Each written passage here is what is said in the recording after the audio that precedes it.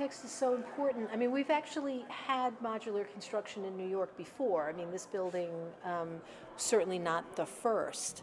And we actually, the same builder, Monadnock, who had this factory in the Brooklyn Navy Yard, actually became better known because he did modular construction of small homes out in East New York, which was a low-income community out in Brooklyn. And there we did probably about 1,200 houses, I think. Okay.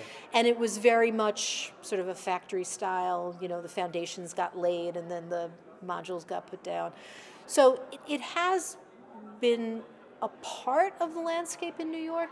It hasn't been a big player in the housing development world in New York, and there's a few reasons for that.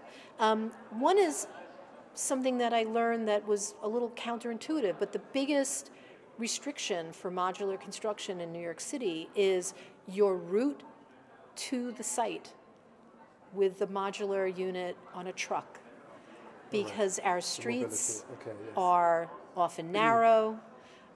You're not just on a highway and then going to some building site in a big open field. So when you're dealing in a built urban environment, actually the ability to get the modular pieces to the site is the single biggest constraint that you face first off. So that was something that I really hadn't thought about, but if you think about, so again, that local context is quite significant.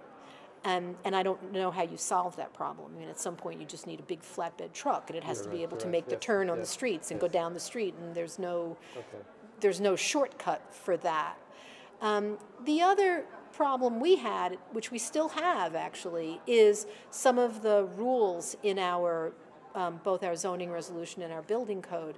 Because when you build modular, you need thicker floor-to-floor widths, right? Because you've got two modules sitting on top of each other.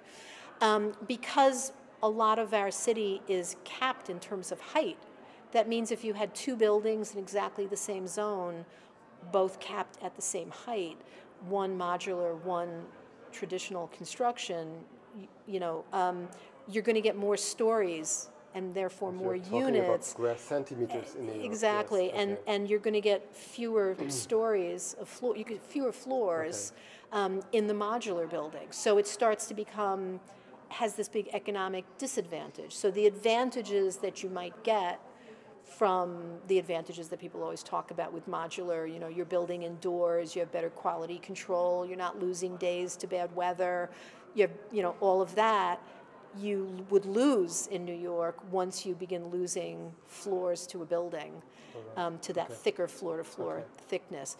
So we still have some, I guess, structural impediments in the context of building in New York City that prevent modular from really taking off. It does get used, but the site has to be right, the economics of the building has to be right, the density and the number of units that you can produce has to be right. And if those things don't fall into play, and usually they don't, modular simply isn't competitive with regular block and plank.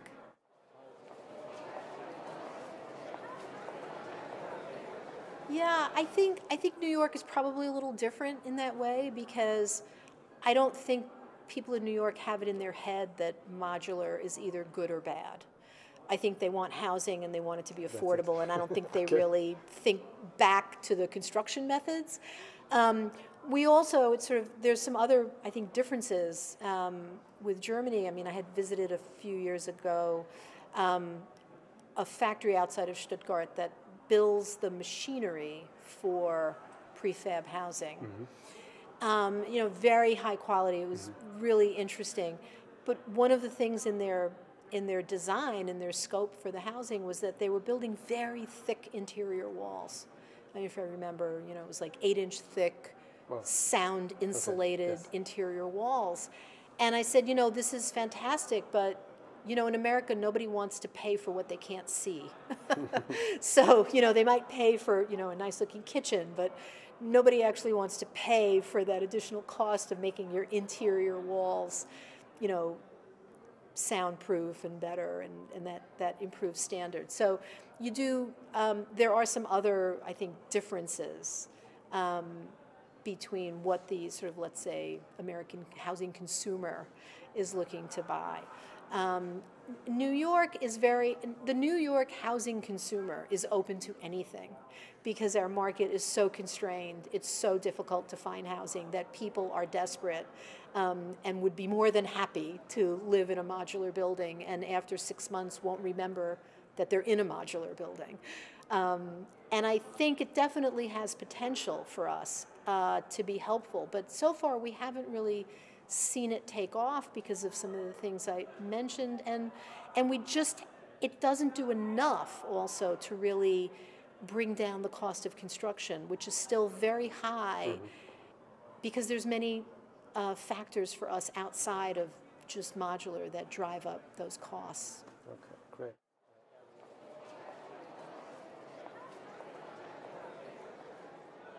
Yeah, I mean, it won't be me, but personally, but actually our mayor now, Mayor de Blasio, his administration is starting to really look at ways to kind of break down the use restrictions that we have, again, in all of our regulations, which are really from another time, right? They're from the time when, you didn't want to have residential housing next to the factory or the tannery or the, some other kind of noxious use. But that's not what's employing people now. So, why can't you live next to a video editing company? I mean, there's no real reason in terms of use if you just think of, sound, smells, toxic chemicals. I mean, if you think of those things as things that residential space should be protected from, not just the use, you could look at things in a completely different way.